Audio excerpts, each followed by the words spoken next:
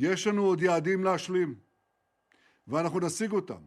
עכשיו אני עמדתי על כך שהפסקת האש הזמנית עם איראן לא תכלול את חיזבאללה, ואנחנו ממשיכים להכות בו בעוצמה. תקפנו 100 מטרות ב10 דקות, במקומות שחיזבאללה היה בטוח שהם חסינים. Lebanon is not part of the ceasefire. That has been relayed to all parties involved in the ceasefire. 글쎄요, 뭐 휴전한 지 대략 30-40시간 정도 된 것 같은데 이게 맞긴 한 건지 모르겠습니다. 오늘도요, 제 옆에 카이로 특파원을 지낸 이면석 팀장 나와 있습니다. 어서 오십시오. 일단 좀 하나하나 끊어서 좀 봐야 될 것 같아서 첫 번째 논점은 이겁니다. 그렇죠, 휴전 상태가 위태롭죠. 그런데 이스라엘은 왜 조금 전 제가 되레 휴전 이후에 이스라엘이 더 강력한 공습을 레바논을 통해 했다. 근데 지금 이게 휴전이 됐는데 이스라엘이든 뭐 미국, 이란이든 뭔가 이 레바논 공격이나 이런 헤즈볼라 공격 이런 거에서 합의가 하나도 안 된 겁니까? 예, 처음부터 해석이 엇갈렸다고 봐야 되겠는데요. 예. 오늘도 발표에서 보셨겠지만 미국과 이스라엘은 레바논은 합의가 안 된 사항이다 이렇게 얘기하고 있는 거고 예. 그 이란 측과 그 합의를 중재했던 파키스탄 측은 레바논도 포함이 된다. 합의문에 대한 해석이 엇갈린 건데요. 예. 사실 그렇다고 하더라도 이 휴전 협정에 대한 해석을 조금 더 이스라엘 측에서도 좀 지켜볼 수도 있었던 건데 예. 이렇게 바로 공습을 한 것을 보면 어떻게 보면 계속 확전을 하겠다는 의지가 있었던 것이 아닌가. 네타냐후 총리 역시도 그 바로 영상 성명을 내고 우리의 완전한 목표를 달성할 때까지 계속 작전을 수행하겠다 이런 예. 메시지를 냈거든요. 예. 그런 것을 보면 확전을 요구하는 상황에서 이스라엘 의도는 또 무엇일 것인가 보면 이란 강경파를 자극하는 형태가 아닐까 이런 식의 해석이 나오고 그러니까 있습니다. 이제 휴전에 대한 문구를 네타냐후 총리는 제멋대로 해석해서 되레 더 세게 저렇게 보면 레바논 수도 베이루트를 초토화시키겠다 이렇게. 근데 이게 보니까 휴전됐다고 전 세계에 알린 지 진짜 만 하루가 조금 넘은 상황에서 친이란, 그러니까 이라크 민병대까지 보복을 예고했어요. 그럼 이러면 휴전이 아니라 더 확전되는 것 같은데요? 사실 상황이 굉장히 복잡하게 전개가 되고 있는데요. 예. 사실 때려 맞은 레바논 친이란 민병대 세력 헤즈볼라도 보복을 얘기하고 있고요. 예. 그 예멘의 후티 반군, 그것 역시도 이란의 친이란 세력인데 그렇죠. 그 역시 후티 반군, 그리고 이라크 시아파 민병대 역시 친이란 세력인데 예. 다 같이 보복을 얘기하고 있고요. 이란 혁명 수비대 역시도 처절한 응징이 있을 것이다 이렇게 얘기를 하는 상황인데 예. 어떻게 보면 사실 이 휴전이 위태롭다는 것을 보여주는 장면이기도 하고요. 예. 또 어떻게 보면 11일 있을 이슬라마바드에서 있을 미국과 이란의 협상을 앞두고 삿바 싸움의 성격도 있다고 봐야 될 것 같습니다. 그러니까 협상을 앞두고 협상의 지렛대를 최대한으로 하기 위해서 일부러라도 이스라엘이 레바논 공습을 더 세게 한 거다.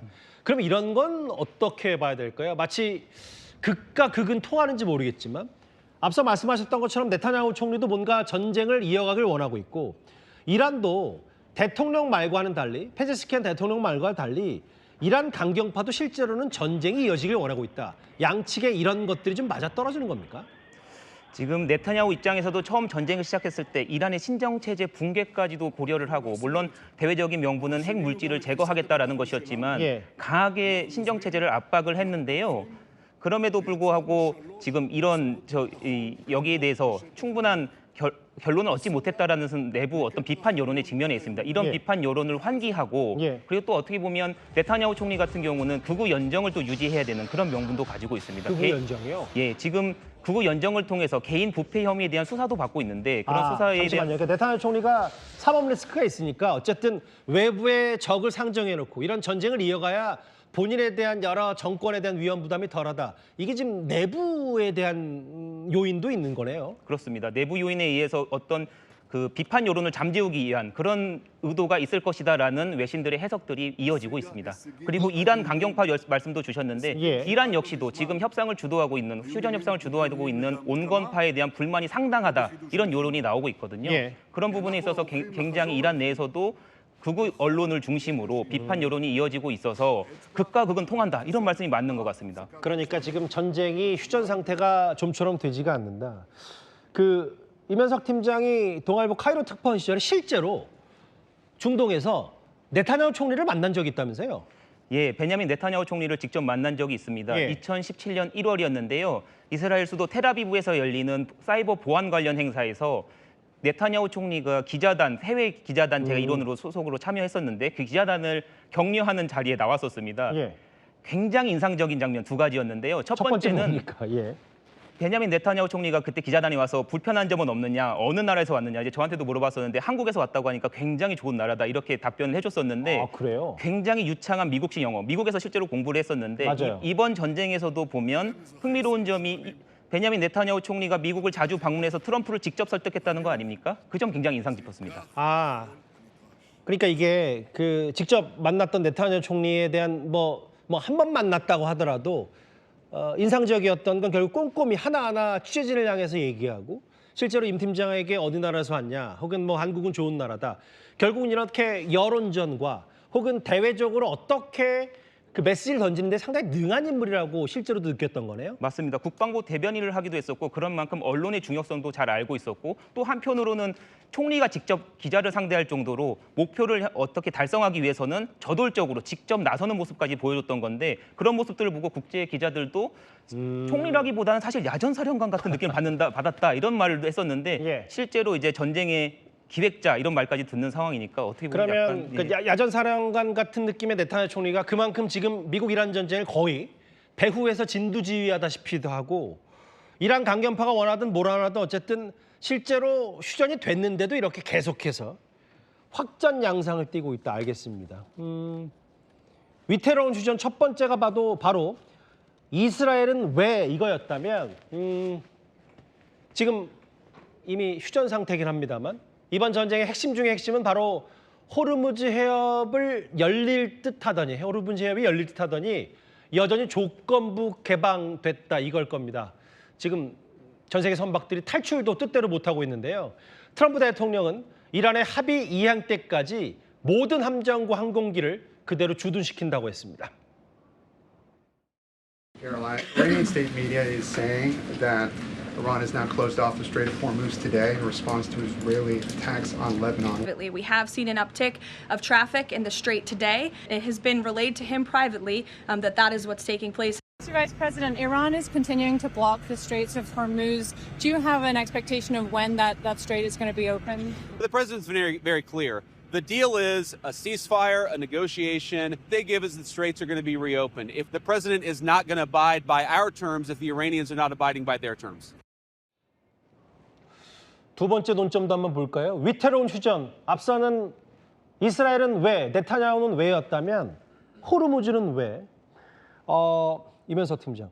저도 보니까 일본이 약간 이란과는 뭐 비교적 관계가 좋아서 다카치 총리가 이란 쪽과 전화했을 때까지만 해도 이란 배들은 일본 배들은 뭔가 호르무즈 해협 빠져나올 것 같았는데 지금 뭔가 이란이 통과를 할 수 있다고 해도 이란이 정해주는 그 바닷길로 가야 한다면서요?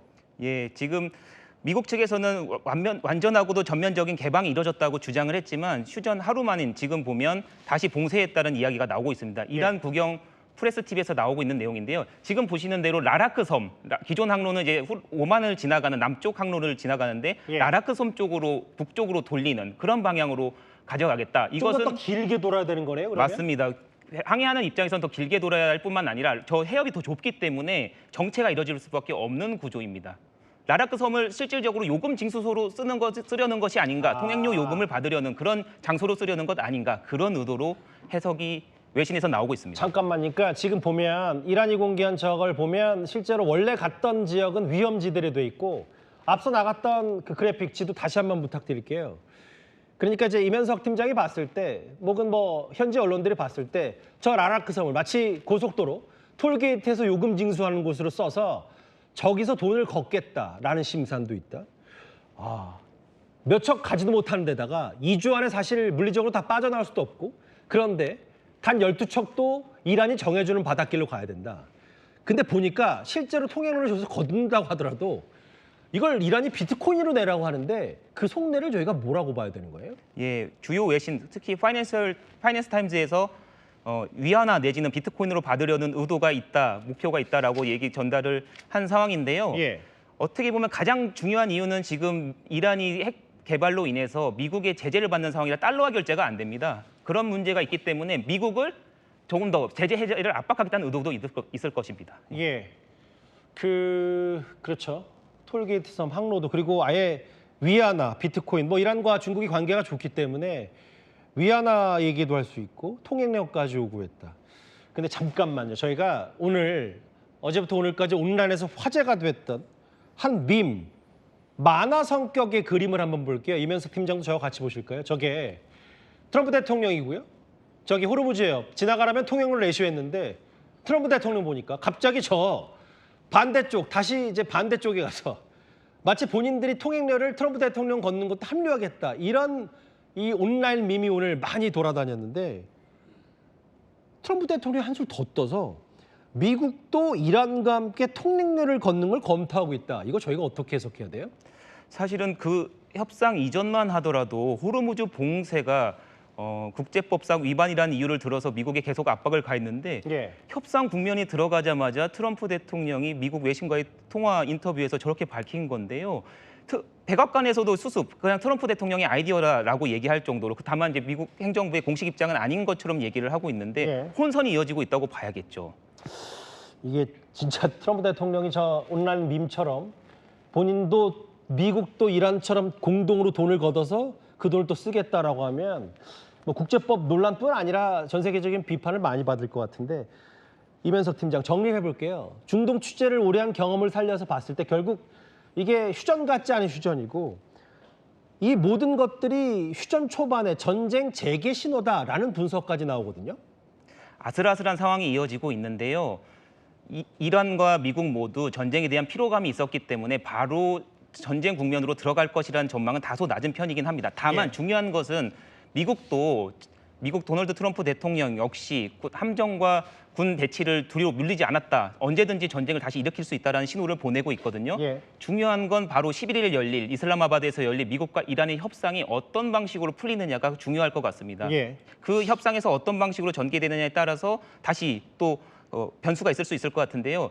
협상은 이어지고 있지만 또 다른 변수, 이스라엘이 어떻게 나올 것인가, 굉장히 확전을 요구하는 어떤 그런 식의 분위기가 있고 트럼프 대통령도 개인적인 변수가 굉장히 지금 이 전쟁에 대해서 행정부 내부에서는 반대 여론이 많았는데도 불구하고 강행했다라는 그런 외신 보도가 있기 때문에 예. 트럼프 개인에 대한 변수, 이런 다양한 변수들이 있기 때문에 고려해봐야 될 것 같습니다.